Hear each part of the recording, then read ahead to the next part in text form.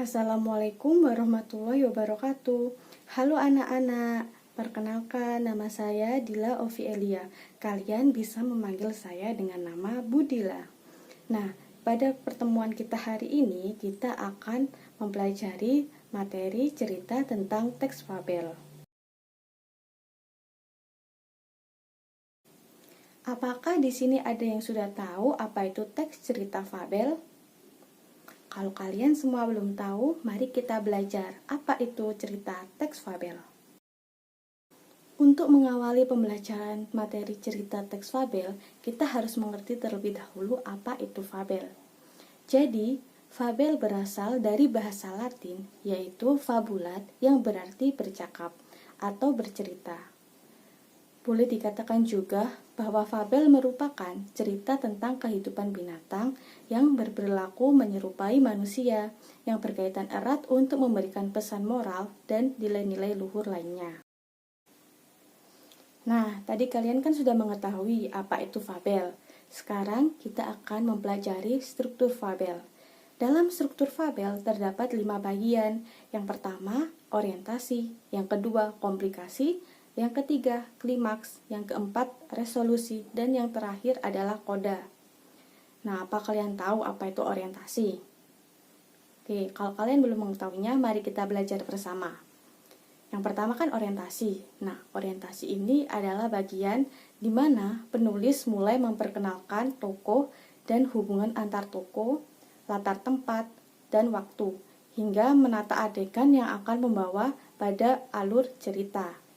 Lalu yang kedua adalah komplikasi. Pada bagian ini, di mana konflik atau permasalahan antara satu tokoh dengan tokoh yang lainnya mulai muncul dan bergerak menuju klimaks atau puncak konflik. Dan yang ketiga, klimaks. Klimaks di sini adalah puncak konflik atau bagian yang paling mendebarkan dari komplikasi yang terjadi tadi sebelumnya. Lalu yang keempat, resolusi. Nah, tadi kan ada permasalahan-permasalahan ya. Selanjutnya di sini adalah resolusi. Nah, pada bagian ini merupakan penyelesaian dari masalah yang telah terjadi. Jadi, permasalahannya akan diselesaikan pada bagian resolusi. Lalu yang kelima, koda. Pada bagian koda ini opsional, boleh ada ataupun tidak. Nah, di koda ini berupa kesimpulan dan komentar terhadap pelajaran yang dapat dipetik dari dongeng atau fabel, dari cerita fabel tadi. Nah, selanjutnya kita akan mempelajari unsur-unsur fabel. Terdapat 5 unsur-unsur fabel. Yang pertama, tema. Yang kedua, tokoh. Yang ketiga, penokohan. Yang keempat, setting dan latar. Dan yang kelima, amanat. Nah, tema. Apa kalian tahu apa itu tema? Oke, tema adalah gagasan yang mendasari suatu cerita.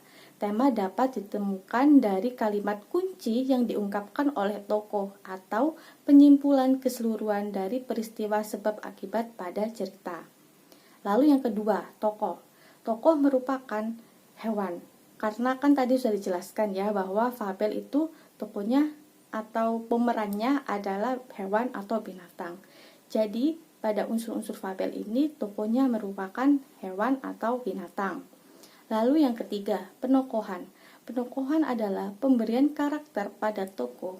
Karakter bisa bersifat protagonis yang disukai atau yang bersifat antagonis. Nah, protagonis ini memiliki sifat baik, sabar, suka memberi, suka menolong, jadi seperti itu. Lalu sifat antagonis. Antagonis di sini memiliki sifat jahat, keras kepala, tidak suka berbagi, begitu.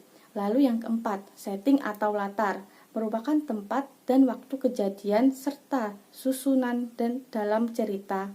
Nah, di sini tuh ada 3 jenis latar, yaitu latar tempat, latar waktu, dan latar suasana. Lalu yang terakhir adalah amanat. Amanat adalah pesan yang disampaikan penulis secara tidak langsung. Amanat disimpulkan dari sikap penulis terhadap permasalahan yang diangkat pada cerita. Nah, tadi kan kita sudah mempelajari struktur dan unsur-unsur fabel. Sekarang kita akan mempelajari ciri-ciri fabel. Nah, ciri-ciri fabel ini terdapat beberapa bagian, yaitu tokoh. Kan tadi sudah dijelaskan kan bahwa tokoh dalam cerita fabel adalah binatang. Jadi, ciri-ciri utama fabel adalah tokohnya adalah binatang.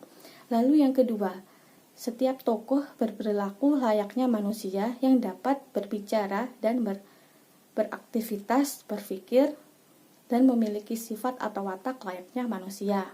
Lalu yang ketiga, alur cerita. Alur ceritanya itu sederhana dan biasanya terkesan pendek. Yang keempat, cerita menggambarkan karakter moral manusia dan kritik perihal kehidupan. Lalu yang kelima, rangkaian peristiwa memiliki hubungan sebab akibat dengan alur maju untuk mencapai puncak maupun akhir dari sebuah cerita. Selanjutnya yang keenam yaitu latar cerita. Latar cerita pada cerita fabel itu biasanya di lingkungan alam, yaitu misalnya seperti hutan, sungai, gunung, danau, dan seperti itu. Lalu yang ketujuh, bahasa cerita menggunakan kalimat naratif. Terdapat dialog langsung antara tokoh dan menggunakan kata sehari-hari. Lalu yang terakhir adalah pesan moral. Pesan moral disampaikan secara eksplisit maupun tersirat. Nah, selanjutnya kita akan mempelajari kaidah kebahasaan cerita teks fabel. Nah, dalam kaidah kebahasaan cerita teks fabel itu terdapat 4 bagian. Yang pertama yaitu kata kerja, penggunaan kata kerja. Lalu yang kedua, penggunaan kata sandang, si dan sang. Contohnya, si raja hutan atau sang raja hutan. Lalu si, misalnya, si kancil atau si harimau. Dan yang ketiga, penggunaan kata keterangan waktu dan tempat. Misalnya, pada zaman dahulu di hutan yang lebat, hiduplah sang raja hutan. Lalu yang keempat, penggunaan kata hubung. Lalu, kemudian, dan akhirnya. Contohnya, pada zaman dahulu di sungai hiduplah sang raja hutan. Pada saat itu, raja hutan sedang kelaparan. Dia pergi menyusuri hutan yang sangat lebat. Di tengah perjalanan, dia kemudian bertemu dengan si kancil. Jadi seperti itu ya anak-anak. Selanjutnya adalah jenis-jenis fabel. Nah, jenis-jenis fabel ini terbagi menjadi 2, yaitu fabel klasik dan fabel modern. Fabel klasik merupakan cerita yang memang sudah ada pada zaman dahulu, yang tidak diketahui kapan dan waktu kemunculannya. Cerita ini diwariskan lewat lisan dengan cara turun-temurun oleh orang tua kepada anaknya, serta juga selalu tersambung pada generasi berikutnya. Cerita fabel klasik yang kita kenal biasanya diperankan oleh kancil, rusa, sapi, serta juga kerbau. Lalu yang kedua, fabel modern. Fabel modern merupakan cerita yang muncul di dalam waktu yang relatif belum lama, serta juga sengaja ditulis oleh pengarang sebagai ekspresi kesastraan. Banyak juga yang dibuat dengan berdasarkan keadaan yang saat ini terjadi. Apabila dilihat dari jumlahnya, fabel modern lebih banyak daripada fabel klasik. Tokoh binatang pada fabel modern biasanya lebih beragam, bisa dari binatang apa saja. Contohnya ular, burung, singa, ikan, buaya, dan lain-lain. Nah, sekarang kalian kan sudah mengerti, mengenal, dan memahami apa itu teks cerita fabel. Jadi, sampai di sini dulu ya materi pembelajaran kita hari ini. Terima kasih. Wassalamualaikum warahmatullahi wabarakatuh. Sampai jumpa.